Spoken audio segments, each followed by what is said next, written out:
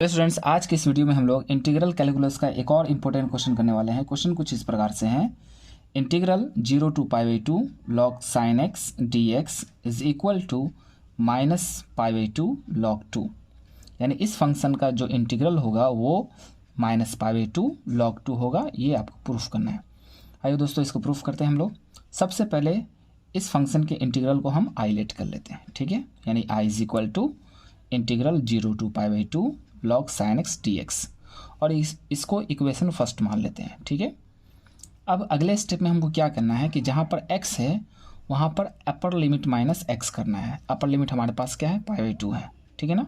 ये इंटीग्रल की प्रॉपर्टी है, डेफिनेट इंटीग्रल की। इसको आप याद रखना है कि जहाँ पर भी फंक्शन में x है वहाँ पर क्या करना है, अपर लिमिट माइनस x करना है। तो अपर लिमिट है हमारे पास π/2, अपर लिमिट माइनस x, ठीक है ना।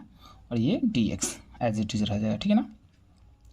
अब ये जानते हैं क्लास 10 से आपकी साइन 90 माइनस थीटा क्या होता है, कॉस थीटा होता है, ठीक है ना। इसी आधार पे साइन π/2 माइनस एक्स हो जाएगा कॉस x, ठीक है ना। बाकी सब सेम है। इसको इक्वेशन सेकेंड मान लीजिए, ठीक है। अब इक्वेशन फर्स्ट और सेकेंड को आपको ऐड करना है, ठीक है। तो इसको लिखिए adding equation 1 and equation 2 we get, ठीक है ना। इक्वेशन 1 और 2 को ऐड करने पे हमें क्या मिलता है। अब देखिए, ये भी इक्वेशन i के इक्वल है और ये भी इक्वेशन तो i के इक्वल है ना। तो इसलिए i प्लस i मिलेगा हमें 2i, ठीक है। अब देखिए, दोनों का इंटीग्रल सेम है तो एक ही इंटीग्रल में रख लेते हैं दोनों फंक्शन को, log sin x और यहाँ पे है log cos x। तो integral 0 to π/2 log sin x और प्लस ये वाला log cos x और dx, ठीक है। अब log की एक प्रॉपर्टी होती है कि अगर लॉग का ऑर्डर, लॉग के पास में जो होता है बैठा, उसको कहते हैं ऑर्डर लॉग का, ठीक है ना। तो लॉग का ऑर्डर जब जोड़ में होता है तो लॉग का जो ऑर्डर होता है ना वो आपस में मल्टीप्लाई में आ जाता है, ठीक है ना। यानी log m plus log n होता है लॉग m इंटू n। उसी आधार पे हम लिख सकते हैं log sine x plus log cos x is equal to log sine x into cos x, और ये वाला dx किस प्रॉपर्टी पे हुआ, तो इस प्रॉपर्टी पे। याद रखिएगा log m plus log n is equal to log m into n।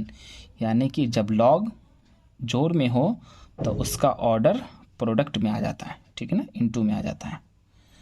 अब इसके अगले स्टेप में हमने क्या किया है कि 2 से ऊपर गुना और नीचे भाग किया है, ठीक है ना। बैलेंस हो जाएगा इस तरह से, और ऊपर में हमें क्या मिल जाएगा, फॉर्मूला मिल जाएगा।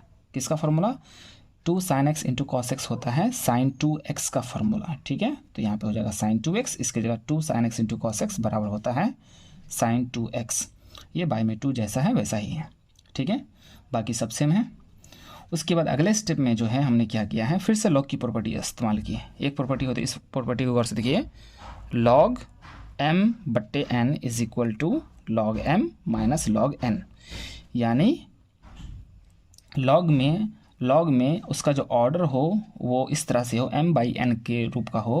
तो आपको क्या करना है कि ऊपर वाले ऑर्डर को लॉग के साथ प्लस में लिखना है और फिर नीचे वाले ऑर्डर को लॉग के साथ माइनस में लिखना है, ठीक है ना। यानी लॉग m और माइनस लॉग n, ठीक है। अब यहाँ पे देखिए m के स्थान पे है sin 2x और n के स्थान पे है 2, तो ये हो जाएगा लॉग sin 2x और minus log 2, log sin 2x और माइनस लॉग 2, ठीक है। अब इसके अगले स्टेप में आपको क्या करना है, सेपरेट कर लेना है, ठीक है ना। इंटीग्रल और dx को दोनों के साथ दे देना है, ठीक है ना। तो ये हो जाएगा 0 to π/2 log sin x 2x dx, और फिर इसको फिर इसके साथ तो 0 to π/2 log 2 dx, ठीक है ना। सेपरेट कर दिए, अलग अलग कर दिए, ठीक है ना। अब आइए इसके आगे देखते हैं हम लोग।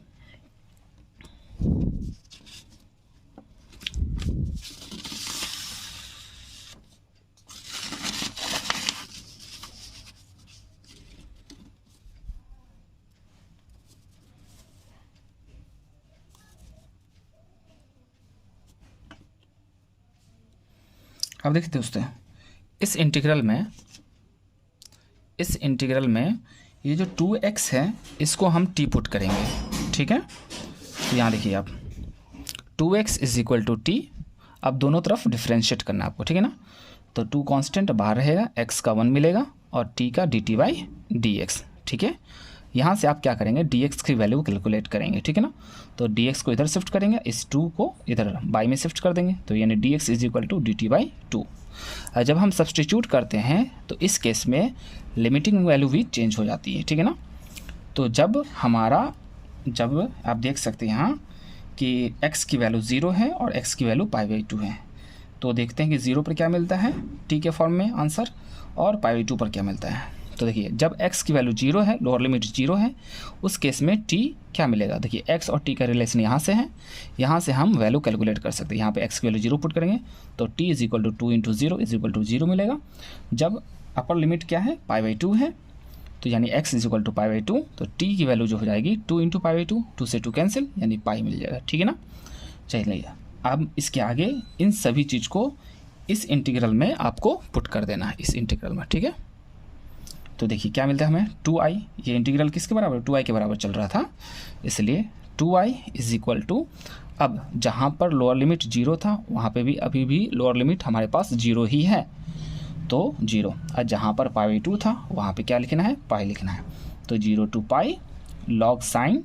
अब यहाँ पे देखिए 2x के स्थान पे हमको क्या पुट किए हैं, t, तो 2x के स्थान पे t आ जाएगा, और यहाँ पे dx है, तो dx की वैल्यू हमको क्या मिली है यहाँ से, dt/2, ठीक है ना। तो dx के स्थान पे dt/2, और ये जो सेकेंड स्टेप है, सेकेंड टर्म है, इसमें कुछ नहीं करना, आपको क्या करना है, log 2 को बाहर ले लेना है और dx को इंटीग्रेट करना है, तो log 2 बाहर आ गया और ये dx, क्लियर है। अब इसके बाद यहाँ पे इस स्टेप में गौर से देखिएगा, ये जो फंक्शन हमारा क्या है, log sin t है।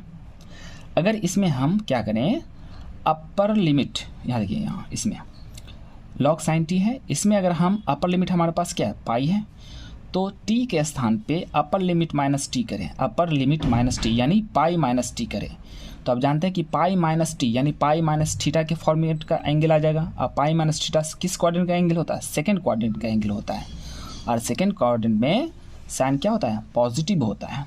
फिर से समझ लीजिए कि अपर लिमिट हमारे पास है पाई, जब हम इस फंक्शन में log sin t में हम t के स्थान पे पाई माइनस टी यानी upper limit minus T put करेंगे तो हमें यही फंक्शन मिलेगा, कोई परिवर्तन नहीं आएगा, ठीक है ना।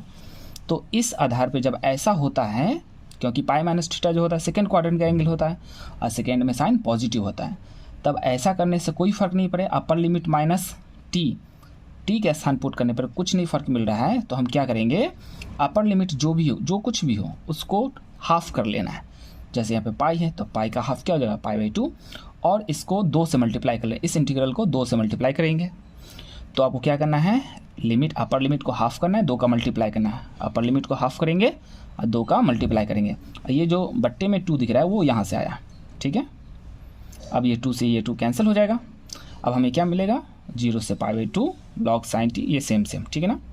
ये क्यों हुआ, तो मैंने यहाँ रीजन भी लिख दिया है कि function of pi minus T is equal to है एफ टी के, यानी कोई फ़र्क नहीं पड़ा इस फंक्शन पे, ठीक है ना।